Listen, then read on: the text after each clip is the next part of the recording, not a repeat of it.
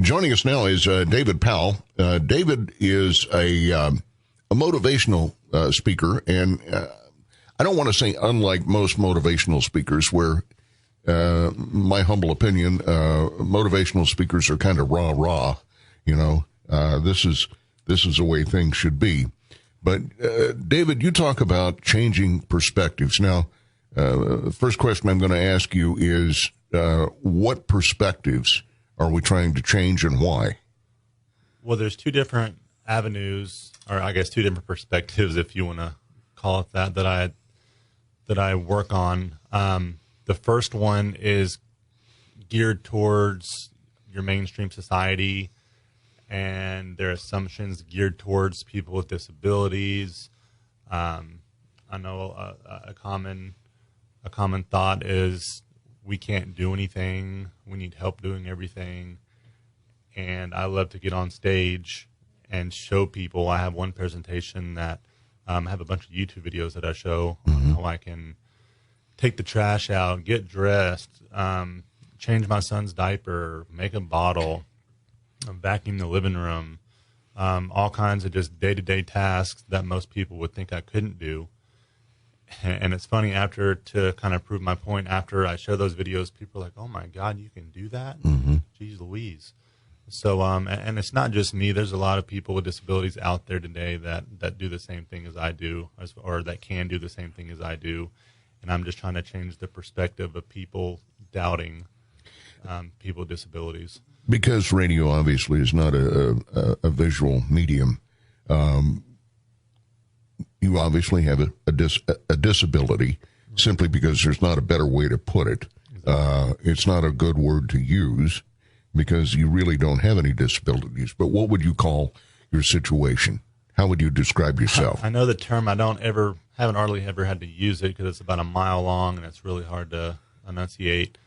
I just keep it general at quadriplegia.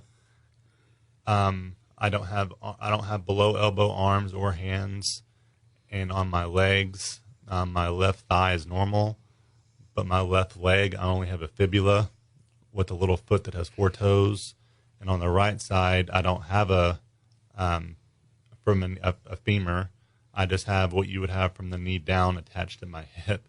So it's kind of hard to visualize, but here in a little while, I'm going to share my social media links and the website, which they'll have plenty of pictures on there to better visualize. Was this a genetic thing? I was actually born with it, and there's 2 theories. My parents never really investigated it, but the 2 theories were my mom grew up in North Louisiana on a cotton field, and there was a bunch of pesticides being sprayed at that time. I know 8 other girls that she graduated with, either including her best friend, had a child with either a mental or physical disability, or the other option, she was a drug addict as well, and Xanax was her drug of choice, and we believe she was very sneaky. She would never admit it, but my dad thinks she was taking Xanax while she was pregnant with me. And kind of a funny story, when I worked at Walmart, there was a lady that came in, and she had a son that didn't have an arm. Now, I've seen a lot of stumps, nubs, whatever you want to call them. I call them nubs. And I've seen a lot of thumbs on people's nubs. Yeah, okay. And I haven't seen someone that has like the exact proportion as long as my arm is with like almost the exact same thumb as I have. And she admitted she was taking Xanax when she was pregnant with him, and that was the cause of his disability. So I'm not saying, I don't know which one it is. I just think it's the drug one, but who knows? Could have been a combination of the 2. Right. Yeah. Let me jump in just a second. I'm listening to you guys talk. You are a motivational speaker. Obviously, you're handicapped, as you've been explaining.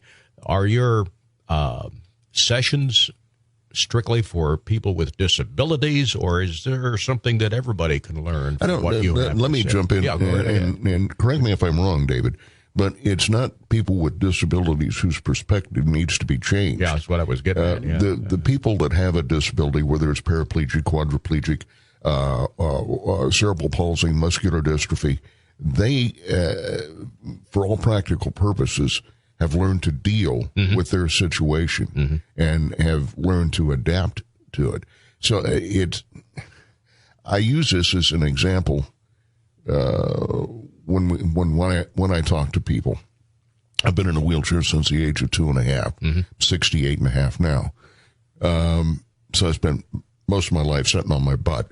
But the thing is, but you've got a good excuse. Well, yeah. But you figure back in 1953 when I had my automobile accident. At that time, there weren't the rehabilitation centers like Craig in Colorado, Shepherd in Georgia, I believe, in Atlanta. So you learn to adapt on your own. But people always had a tendency to feel like back then, not so much now, it's changing, but it hasn't changed enough. But it was like, okay, you should sit at home with a blanket on your lap and learn to spit up. Right. And things have changed when probably more so when the Americans with Disability Act came out, drew more attention to it. We just celebrated the 29th anniversary of the ADA. But I think there are still people out there that would look at me or would look at David and go, boy, that's really tragic. That's, and it's, from my perspective, it's not tragic. It is what it, and I hate this phrase. I hate it with a passion. It is what it is. Yeah, I know. But so I counter that by saying, no, it is what you let it be. I'm going to shut up, like I said, but my point was, I guess what we're saying here is your sessions, when you speak, is not for the disabled. It's more for the folks who don't understand what it's all about. I'll correct you on that. What I've just explained is one perspective, but the second one is for people with disabilities, because some people can't handle it as well as I do. Mm-hmm. I know this sounds funny to some people, but luckily I was born with it. Mm-hmm. So it's all I've ever known. Yeah. And I said what I said about my mom, but my parents as a whole were great. They pushed me to find my own boundaries, which I think was crucial and important for parents that have a kid with a disability. Don't shelter them. My parents didn't shelter me. They let me jump off the couch. They let me run around, go play with my friends outside. And I think that's very important, because if you shelter your children, and this isn't just for disabilities, but if you shelter your children, they're never going to go out and want to do anything. And there's as I said, some people with disabilities that struggle with standing up for themselves, like in employment or in the workforce. If they don't get the job, they just be quiet. They don't stand up for themselves. They take no for an answer. So I like to share through my experiences. Like, for instance, one presentation I have is my employment history. Mm-hmm. And I go into my first job and how I had to stand up for myself a few times. And if I didn't, I would not have gotten that job, because people, as I was saying earlier, doubt my capabilities. Stereotype you. They don't ask questions. Mm-hmm. They just assume. And like, for example, my first job that I ever applied to was at a call center in Arlington, Texas. And I actually went in with 2 other roommates to apply for this job as a call center. So it was a bunch of kids working there. So we filled out our applications. They said they would call us back. The next day comes around. 2 of my roommates got a call. And I was like, okay, I'll give them a little bit longer, see what happens. Mm-hmm. 5 o'clock rolls around, no call. I was like, okay, I already know what's going on here. So instead of calling back, I just went into my friend's orientation with him and demanded a meeting with the director of the call center. And luckily he was there. And we sat down, and all I had to show him is I can write up a reservation slip and log into a computer system. And I got the job. I was in the same orientation class as they were. Now, would you agree that before we take our break here, I want to ask this question. In your case and in my case, basically, we were born this way. I mean, I don't remember ever walking. Do you think that people that obtain a disability at a later age, let's say we're dealing with somebody that's in high school, not only do you have to, maybe they played athletics, but not only do you have to come to grips with the physical limitations, but you also have to come to grips with the psychological aspect of it. And to me, I think that is tougher than your or my cases, because we grew up with this. Correct. And that's the type of people that I direct my employment history with, or I have a few other presentations, because as you said, I haven't experienced it myself, but I can only imagine if I lost my arms, my nubs right now, or a leg, I wouldn't know. I mean, of course, I would figure it out, but the psychological issues I'd probably face on having to relearn how to do everything, and just knowing the fact that I don't have my arms anymore, I can't imagine that. Yeah. That'd be crazy. Yeah. So that's why I like to inspire people who have had experiences such as that, to show them that life is not over. You're still capable of doing anything you want to do. You just have to figure it out. You have to take the time to figure it out. Trial and error. The first time's probably not going to work. Yeah. You know how many times I've been in a situation where I had to do something and I look like an idiot, especially in public, trying to do it the first time, because people think I'm struggling, which I kind of am if it's the first time doing something, but that's how I learn on how to do it. And then over time, it becomes just natural. Yeah. We're going to take a quick break here. We'll be back with David Powell, motivational speaker, changing perspectives, after this on KINA. You guys, Mimi and Papa say to always face your fears. Except spiders! Yeah, you should run, stomp, scream, cry, throw things at them. Do whatever it takes to get away from a spider. Or call World Pest Control for all your pest needs. From spiders, ants, crickets, to termites, roaches, bedbugs, and more, we can treat it all. World Pest Control, with offices in Sylvan Grove, Otis, and Salina, formerly Toxol. Are you ready for a new smartphone, but you need a plus one? It's buy one, get one free time at Nextech Wireless. Activate any device and receive an iPhone XR or Samsung Galaxy S10e for free. Swing by a Nextech Wireless store today. Make the switch, get a great phone, and get a second great phone free. Oh, don't forget you'll get high-speed unlimited data and the best coverage too. Besides, what's better than a new smartphone? Well, that would be getting a second one for free. Certain restrictions apply. See store for details. KINA Salina, 910 AM, 107.5 FM. The forecast now from Cave Divers South Liquor Store in Salina at South 9th and Belmont. Partly sunny conditions in our forecast for today. A few isolated showers or a thunderstorm in place, and our high temperature into the upper 80s. Widely scattered showers and a few thunderstorms through the night, to low to mid 70s. A stray thunderstorm mainly early Sunday, much hotter, the high 95. For KINA from the Eagle Storm Watch Weather Center, I'm meteorologist Jennifer Naramore.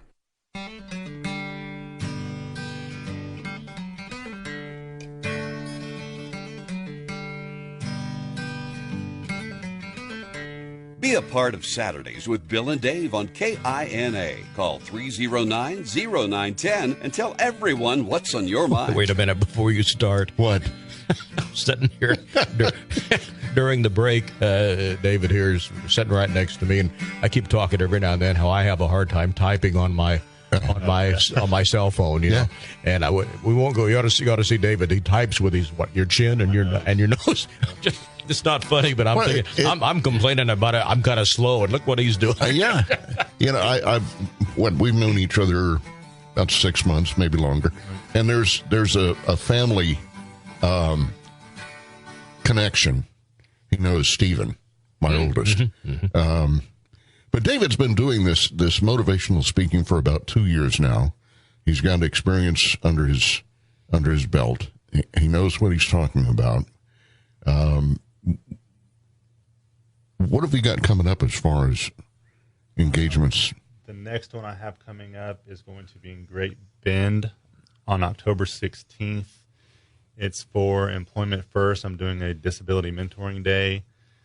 I've done one of those in the past, and from past experience, they usually have Project Search, and they have a couple kids from like a local high school or whatnot that come in, and I'm giving my employment presentation on this one because I want to see kids coming out of high school stand up for themselves and be able to face society on the assumptions that they make and be the best that they can be. Don't take no for an answer and prove the world wrong. That we are capable of doing anything that we want. Now, in the past, have you done presentations or speeches for local businesses?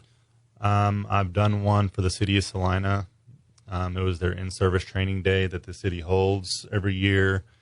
And I got to open up their little, I don't know if you want to call it a conference or a workshop, but I got to open up their event with my life story.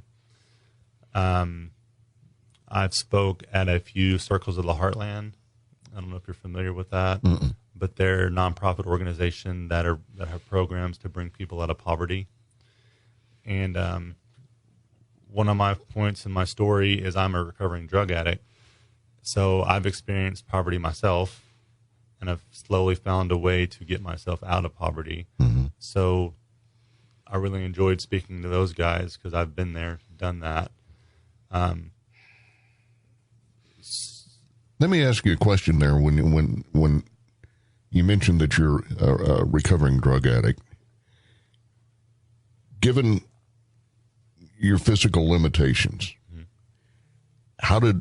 what was it that drew you to drugs? Was it the fact that you're first of all, I think it is genetic. And as a kid, my mom and dad both met in recovery here in Salina, actually, and they later moved back to Louisiana.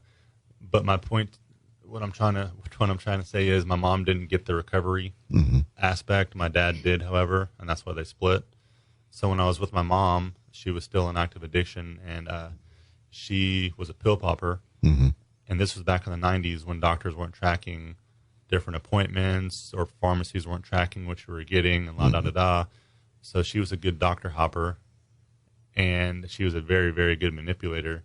And I think she would use me at times. She would bring me to those doctor's appointments to, I think, get sympathy and maybe take the attention off of her. And she would get whatever she wanted, pretty much.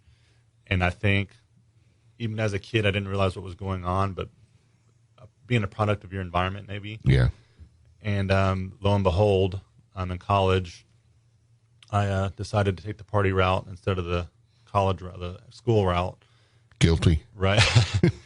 And, of course, I experienced with a lot of drugs in college, but there was something about opiates that got me. And then I started doctor hopping and doing the same thing my mom was doing. And then as they started getting stricter, this was back in the mid-2000s, 2008, 2009, 2010, doctors started cracking down. So when I ran out, I started experiencing with heroin because it was a lot cheaper. And I was stuck in that hole for about 10 years. And luckily, my dad still had some contacts here in Salina that he connected me with, and I moved here. And my sobriety date is November 5th, 2015, and haven't looked back. Yeah, congratulations on your sobriety. Are you available to speak to, say, church groups or things? I've spoken at a few churches. The really cool thing about my situation in speaking is I have so many different aspects that I have pointed out on my website, actually, davidpowellspeaking.com. Throughout my story, there's so many pointers, drug addiction, losing a parent, growing up with a disability, gaining employment with a disability, coming from a wheelchair to getting prosthetic legs, because I was in a wheelchair at one time, and then I started using prosthetics. There's so many different stories within my story for different businesses and nonprofits or churches or whoever. I'm almost sure we can find an experience throughout my life that I can relate to for whatever event that they're holding. How long do your sessions last? It sounds to me, I'm just kind of being an observer here. I'm just listening to you guys. It seems like you could go on for a couple of days about your life story. I know. At the very beginning, my life story is what I started with, and it went for an hour and a half. My current director now at work, at my day job, she was there. It went for about an hour and a half, and that's too long. It doesn't keep people start getting sleepy or tired, hungry. They start, losing attention. So I try and keep it down to about 45 minutes to an hour nowadays, because I think that's the perfect time to keep people engaged to keep people interested. When is your next session coming up here? We're about out of time here. Yeah, it's coming up it's in October. It's going to be in Great Bend for that Disability Mentoring Day on October 16th. Now, your website, as you said, is davidpowellspeaking.com. All right. This is another. We just finished with Jane Gates, and now these are two guests that we could have here for a couple of hours. Well, we'll get David back, because what I'd really like to do with David is to maybe get into a little bit of the actual presentation. Yeah. I think that would be beneficial and reach a lot more people maybe than a closed session would. Right. But I want to thank you for coming in this morning. Yeah. I do want to share with everyone, you have my website, a few other social media links. I'm on Facebook, David Powell, and then my business page, David Powell Speaking. I'm on Instagram at All Thumbs 2004, ALLTHUMB 2004. I'm on Instagram at that. I'm on LinkedIn as David Powell. My YouTube channel is David Powell Speaking, and I'm also on Twitter at All Thumbs 2004. Anybody ever want to make a movie of your life? I mean, gosh. Hey, listen, we don't want to rush you, but we got the break coming up here for the news.